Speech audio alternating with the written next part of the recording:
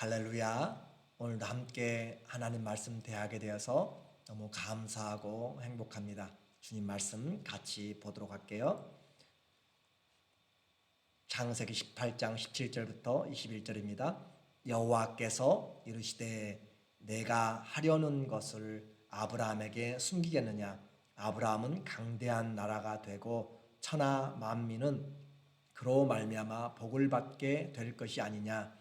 내가 그로 그 자식과 권속에게 명하여 여호와의 도를 지켜 의와 공도를 행하게 하려고 그를 택하였나니 이는 나 여호와가 아브라함에게 대하여 말한 일을 이루려 함이니라. 여호와께서 또 이르시되 소돔과 고모라에 대한 부르짖음이 크고 그 죄악이 심히 무거우니 내가 이제 내려가서 그 모든 행한 것이 과연 내게 들린 부르짖음과 같은지 그렇지 않은지 내가 보고 알려 하노라. 아멘. 할렐루야. 오늘은 성도의 참된 복, 성도의 복에 대해서 말씀을 같이 나누겠습니다. 섬김은 성도의 축복입니다. 정말로 아브라함이 곁에 서서 시중을 들려고 하는 것처럼 하나님 앞에 하나님의 성도의 섬김은 기억되는 것이고 수고가 헛되지 않은 것이에요. 단지 그 마음이 진실함에서 나오고 또 행함이 있을 때 하나님의 축복이 되는 것이죠. 이제 아브라함은 방문자들을 전송하려고 섰습니다. 그리고 하나님께서 그에게 또한 계시를 말씀해 주시네요. 16절에 보니까 그 사람들이 거기서 일어나서 소돔으로 향하고 아브라함은 그들을 전송하러 함께 나가니라. 여호와께서 이르시되 내가 하려는 것을 아브라함에게 숨기겠느냐. 성경을 읽으면서 주님의 마음을 보면 주님의 행하시는 모든 것이 우리에게는 은혜요 또 복입니다.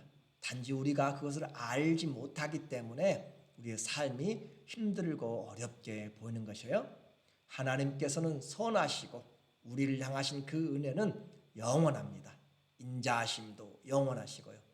오늘 18장에서 우리가 보게 되는 것은 소돔과 고모라를 심판하기 위해 직접 내려오신 하나님과 아브라함의 그 대화를 통해서 우리 성도들이 이 세상 가운데서 어떤 삶을 살아야 될 것인지 그 참된 복을 함께 알아보기를 원해요.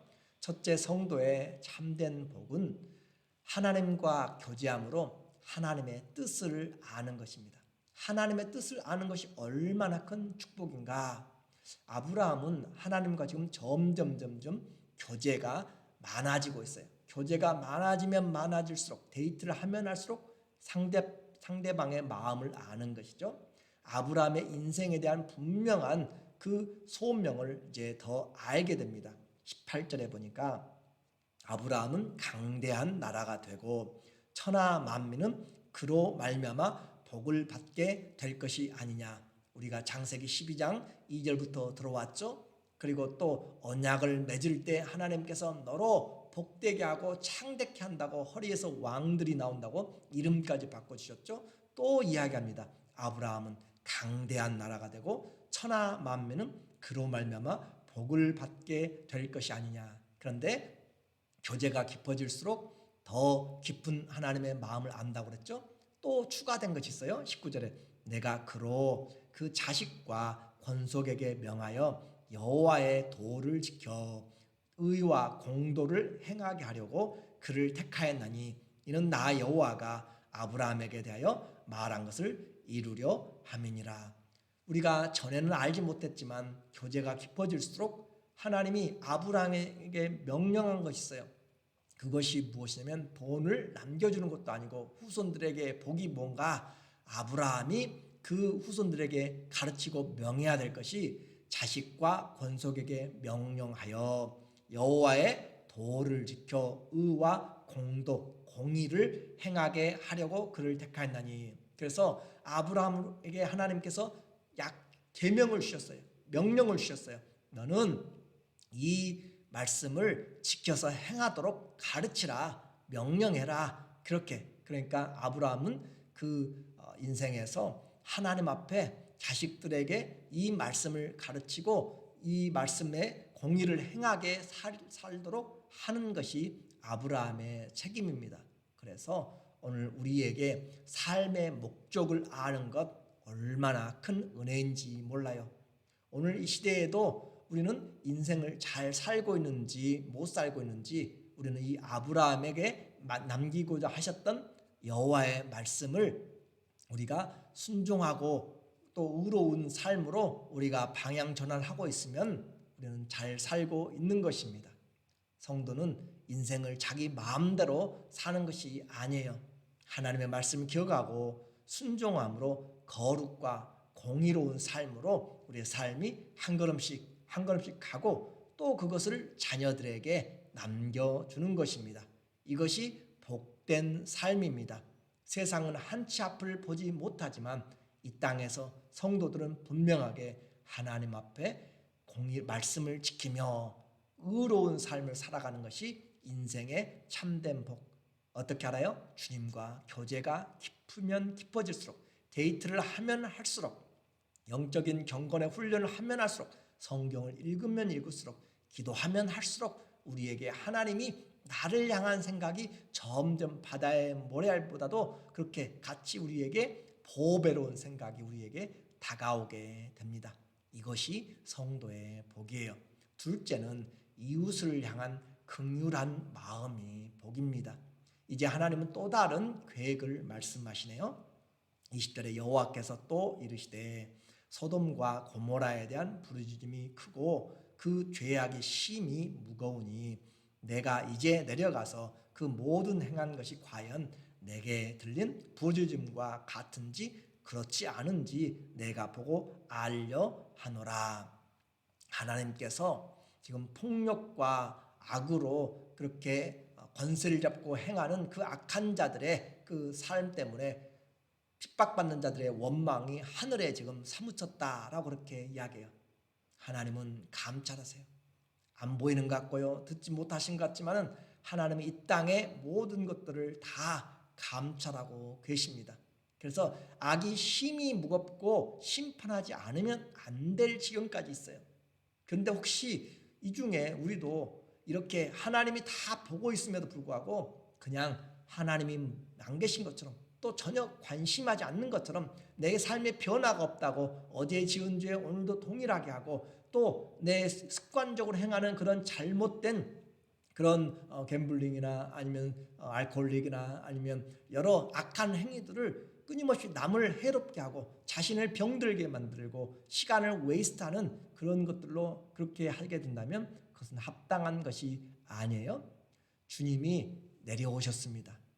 몰라서가 아니에요. 실상을 몰라서가 아니라 죄인들의 회개할 기회를 주기 위한 것이죠. 똑같은 표현이 창세기 11장 바벨탑을 쌓을 때 우리가 내려가서, 그래요. 주님이 내려간다는 것은 그만큼 하나님의 그 마음이 지금 긴박하다라고 하는 것이에요. 하나님의 마음이 아프다라고 하는 것이고 우리에게 회개할 기회가 얼마 남지 않았다라고 하는 것을 지금 이야기하고 있어요. 이렇게 심판의 경고를 들은 아브라함은 무관심하지 않았습니다. 의인들을 악인들과 함께 죽일 수 있습니까? 라고 그렇게 항변하면서 그 유명한 아브라함의 중보 기도가 우리에게 시작돼요. 하나님, 의인 50명이 있다면 그 성을 악인들과 함께 멸망시키겠습니까? 주님이 말씀합니다. 내가 멸망시키지 아니하리라. 그러면 45명 있으면 어떻게 하시겠습니까? 내가 그래도 심판하지 않겠다. 하나님, 40명만 있으면 어떻게 하시겠습니까? 내가 멸망시키지 않겠다. 하나님, 또 묻습니다. 30명이 있다면 어떻게 하시겠습니까? 내가 멸망시키지 않겠다. 하나님, 내가 이번에 또 묻습니다. 주님, 20명만 있다면 어떻게 하시겠습니까? 내가 멸망시키지 않겠다. 이번만 주님 더 하나님께 아뢰겠습니다. 만약 의인 10명 있다면 어떻게 하시겠습니까? 내가 그럼에도 불구하고 10명 있다면 심판하지 않겠다. 주님의 말씀이에요. 18장 32절에 아브라함이 또 이르되 주는 노하지 마옵소서. 내가 이번만 더 아뢰리이다. 거기서 10명을 찾으시면 어찌하려 하시나이까. 이르시되 내가 신명으로 말미암아 멸하지 아니하리라. 여호와께서 아브라함과 말씀을 마치시고 가시니 아브라함도 자기 곳으로 갔더라. 그래요. 아브라함의 정말 창조주 그 심판주 앞에서 지속적으로 정말 의인의 삶을 향하여서, 그러니까 이 땅이 죄악이 많아서 멸망하기보다는 그를 품고 기도하는 의인들이 없기 때문에 우리가 이 땅의 심판이 그렇게 임하는 것이에요. 그래서 의인들의 삶, 성도들의 삶이 아주 중요합니다. 맡은 자가 정말 하나님 앞에 잘 살아야 될 필요가 있어요.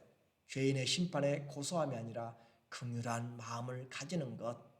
이것은 우리가 느헤미야가 예루살렘의 거민과 그 성의 황폐함을 들었을 때 앉아서 수일 동안 슬퍼하며 금식하면서 기도했던 것을 우리가 기억할 수가 있습니다. 그래요. 성도는 세상을 향하여서 기도하는 자들이고 마음의 긍휼을 가지고 중보하는 자들이에요. 나는 평안하니까 자신의 평안함과 안정에 만족하는 것이 아닙니다. 하나님을 알지도 못하고 임박한 심판도 모르는 자들을 불쌍히 여기는 긍휼의 마음을 갖는 것이 복입니다. 그래서 긍휼은 심판을 이긴다라고 그렇게 이야기해요.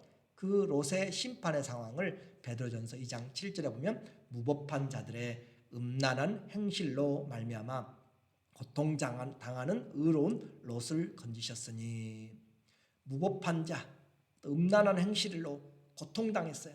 이는 이 의인이 그들 중에 거하며 날마다 저 불법한 행실을 보고 들으므로 그 의로운 심령이 상하니라. 성도는 절대 세상과 떨어져 사는 것이 아니에요. 그 세상을 품고 기도하는 것이에요. 자녀들이 잘못 갔다고 포기하는 것이 아니고 품고 기도하는 것이고, 목회자도 성도도 잘못 간다고 포기하는 것이 아니고 품고 기도하고, 우리 목장의 리더들도 목원들이 힘들고 어렵게 한다고 포기하는 것이 아니라 품고 기도하는 것. 성도 여러분들도 마찬가지예요. 내게 마음에 안 든다고 다 놔버리는 것이 아니에요. 성도는 세상을 품고 내게 맡겨진 그 가족, 또 내게 맡겨진 직장, 내가 살고 있는 그 사회를 통하여서 하나님 앞에 이렇게 기도하는 것이에요.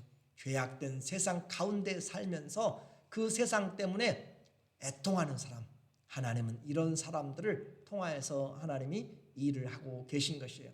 그런데 이 롯의 구원에는 롯의 그런 애타는 마음도 있었지만 아브라함의 중보기도가 있었음을 또 이야기해줘요. 창세기 19장 29절에 하나님이 그 지역의 성을 멸하실 때, 곧 롯이 거주하는 성을 엎으실 때에 하나님이 아브라함을 생각하사 롯을 그 엎으시는 중에서 내보내셨더라. 하나님이 심판 중에 아브라함의 중보를, 아브라함의 기도를 생각하셨다는 거죠. 기억하셨다는 것이요. 오늘 우리의 기도는 없어지지 않습니다. 하나님 앞에 기도하면 주님이 우리의 기도를 기억하십니다. 들으십니다. 향은 하나님 보좌로 올라가는 것이에요. 성경은 기도하는 사람들로 인하여 계속되고 있어요. 모세도 자기 민족의 그 반역하는 민족을 위해서 기도하고 생명책에서 내 이름을 뺄지라도 그렇게 기도하고 있고, 바울도 마찬가지고, 또 사무엘도 이 민족을 위해서 기도하고, 또 반대로 교회는 사도들이 갇혔을 때 교회가 힘써서 기도하더라. 하나님 앞에 세상을 살아가면서 성도의 복은 바로 이런 긍휼의 마음을 가지고 기도하는 것이, 긍휼의 마음을 가지고 기도할 줄 아는 것, 하나님이 그 영혼에, 그 심령에 복을 주십니다. 오늘 우리 결론적으로 그분의 나라와 또 의를 우리가 분명하게 알고, 성도의 복은 주님과 교제를 통하여서 점점 교제하면 할수록 하나님이 내게 향하신 주의 계획을 알게 돼요. 주의 계획을 아는 것이 복입니다. 그리고 나에게 옆에 있는 지체들을 긍휼히 여기는 마음을 가지고 기도할 수 있는 그 긍휼한 마음, 심판을 이기는 마음, 하나님의 마음, 그 긍휼이 우리에게 복이 됩니다. 오늘도 이 말씀을 나만이 아니라 우리 자녀들에게 명령하고 가르치고 남겨서 부지런히 가르쳐서 이 도를 쫓아서 행하고 공의를 살아가도록 그렇게 남기고, 또 긍휼의 마음으로 끝까지 포기하지 말고 하나님 앞에 기도함으로 복된 그런 삶을 살아가기를 예수님의 이름으로 축원합니다. 아멘. 기도하겠습니다. 좋으신 하나님 아버지, 오늘 우리에게 성도의 복이 주님과 교제하면 교제할수록 더 분명하게 많아지고 확실해지는 인생의 계획을 알게 됩니다. 주님 또한 긍휼의 마음을 주시어서 내가 품고 기도할 사람들이 많아지게 하시고 기도로 많은 자들을 섬길 수 있도록 하나님 도와주시옵소서. 오늘 한 사람 한 사람에게 내가 기도해야 될 사람들을 잊어버리지 않도록 내 어깨에 짊어진 우리의 가정, 내 친척과 내 직장의 동료와 이웃들을, 교회의 성도들을 향하여 하나님 앞에 함께 중보하며 나갈 때 우리 주님께서 기억하시는 그 수고와 은혜가 하나님 앞에 상달되도록 도와주시옵소서. 예수님의 이름으로 기도드립니다. 아멘. 오늘과 내일 눈이 많이 온다는 뉴스가 있습니다. 여러분 운전에 특별히 조심하시고 또 가능한 한 출입을 삼가주시고 주님 안에서 안전하고 또 주의 이 교제를 통하여서 주님의 그 은혜 받은 복된 삶, 긍휼의 마음으로 승리하시기를 예수님의 이름으로 축복하고 사랑합니다. 감사합니다.